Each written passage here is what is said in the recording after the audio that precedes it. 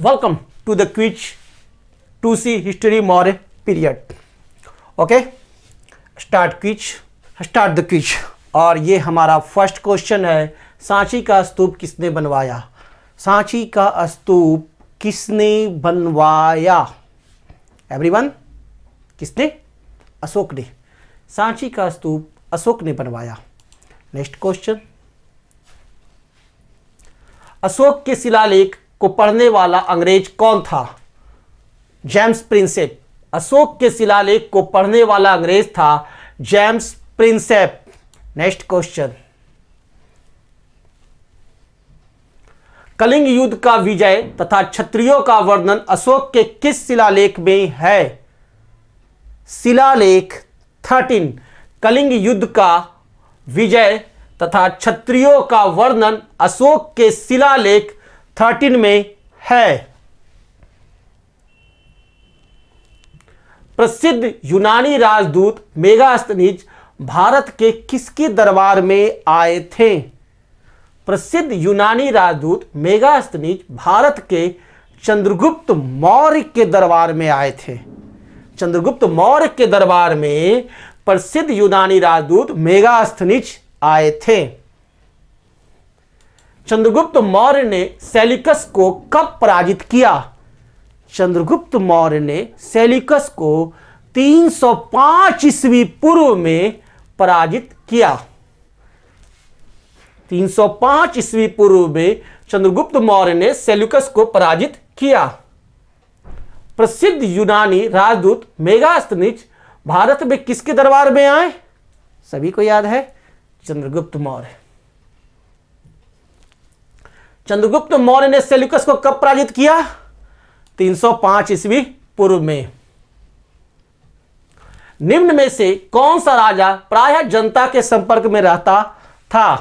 प्रायः जनता के संपर्क में रहने वाला राजा इनमें से कौन था? महान अशोक। महान अशोक जनता के संपर्क में हमेशा रहते थे। अशोक ने 261 ईस्वी पूर्व में कलिंग को जीतने के बाद क्या किया? बहुत मर्माहत हुए। भारी रक्तपात देखकर युद्ध की नीति को सदा के लिए त्याग दिया। अशोक ने 261 ईस्वी पूर्व में कलिंग को जीतने के बाद भारी रक्तपात को देखकर युद्ध की नीति को सदा के लिए त्याग दिया। अशोक के अधिकांश अभिलेख किस भाषा व लिपि में हैं? अशोक के अधिकांश अभिलेख प्राकृत भाषा व ब्राह्मणी लिपि में है। प्राकृत भाषा व ब्राह्मणी लिपि में अशोक के अधिकांश अभिलेख हैं। किस ग्रंथ में चंद्रगुप्त मौर्य के लिए वृषल निम्न कुल शब्द का प्रयोग किया गया है? मुद्रा राक्षस। मुद्रा राक्षस ग्रंथ में चंद्रगुप्त मौर्य के लिए वृषल निम्न कुल शब्द का प्रयोग किया गया है। मौर्य नरेश के बारे में निम्न में से कौन सा कथन सही है? उन्होंने विश्वास किया था। किस पर विश्वास किया था मौर्य नरेश? कौन सा कथन है इनमें से सब सही? संस्कृत कला व साहित्य पर विश्वास किए थे, हिंदू कस्तक साम्राज्य पर भी, और प्रांतीय विभाजन पर, यानी उपरोक्त सभी, इसमें से जितना भी दिया हुआ है सभी सही है। सभी पर विश्वास किए थे। सही जवाब है। निम्न में से किस राज्यादेश में अशोक के व्यक्तिगत नाम का उल्लेख मिलता है? अशोक के व्यक्तिगत नाम का उल्लेख मास्की राज्यादेश में मिलता है। मास्की नामक राज्यादेश में। निम्न वक्तव्यों में कौन सा एक वक्तव्य अशोक के प्रस्तर स्तंभों के बारे में गलत है? ये स्थापत्य संरचना के भाग्य हैं।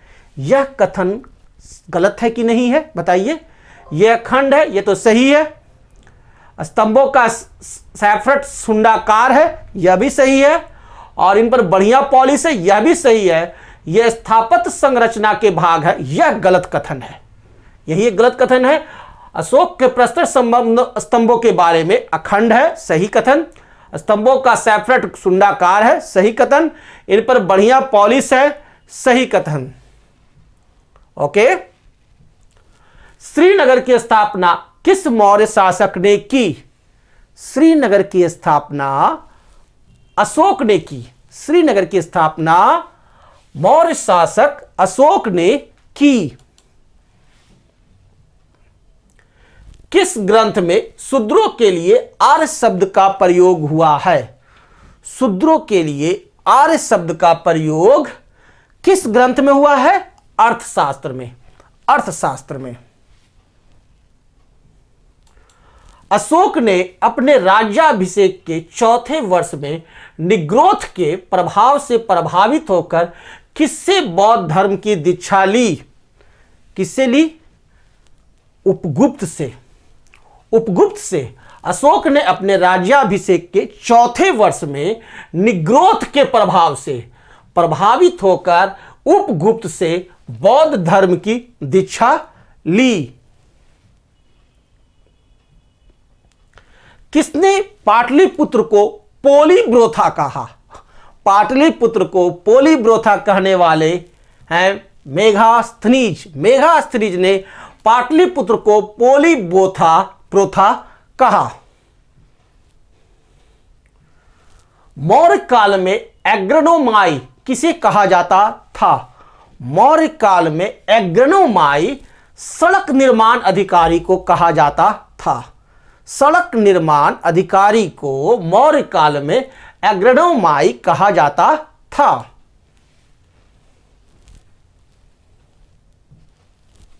मौर्य काल में गुप्तचरों को क्या कहा जाता था? तो मौर्य काल में गुप्तचरों को गूढ़ पुरुष कहा जाता था। गूढ़ पुरुष। गुप्तचरों को क्या कहा जाता था मौर्य काल में? गूढ़ पुरुष। Now complete. ओके, आंसर आपके मेल पर है, आप देख लेंगे डाउनलोड में।